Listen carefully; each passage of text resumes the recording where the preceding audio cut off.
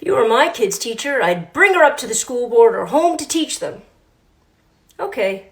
Jim, question for you before we get too deep into this TikTok, because I don't think it's going to go the way you think it was going to go. Number one, when you say kids here, you use an apostrophe S. Excellent, showing ownership, but that's just indicating one kid. You then switch to her, and then over here you switch to them.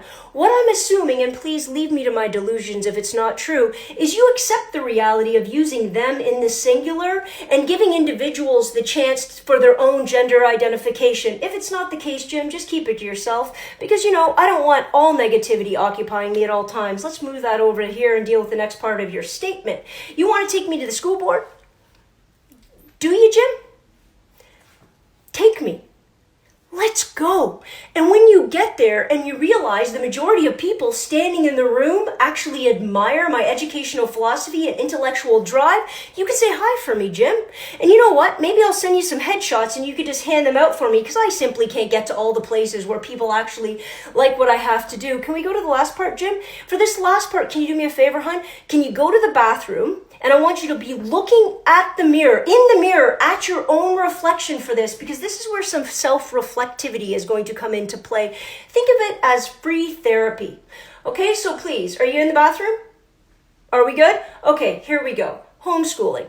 You want to homeschool your kids, especially if somebody like me is standing in front of them in their school. Now, my question for you is this.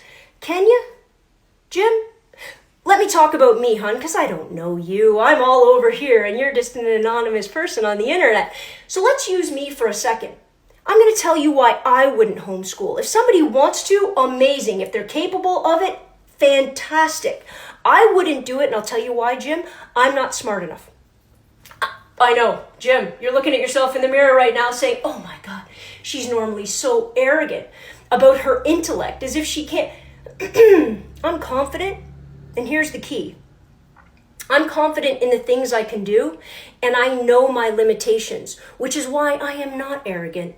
Jim, math 10, I'm going to have to roll in the brakes. I can't do it. I sure as heck can't be that guiding force for my kid. Chemistry, I still don't know what a mole is. Music?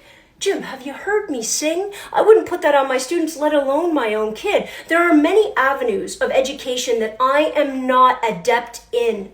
And I would never have the arrogance in order to keep my kids in the house so that I can control everything I think. Because I think, Jim, self-reflected, are you ready? Because this gets hard. I think what we want for our kids is for them to be surrounded by a diversity of thought. We want them to debate. We want them to critically analyze. We want them to develop research skills and intellectual capacity so that they can step out into this world and they can take all it has to offer in its entirety and become better people, become smarter people, become more progressive people, and change the world for the better. Right, Jim?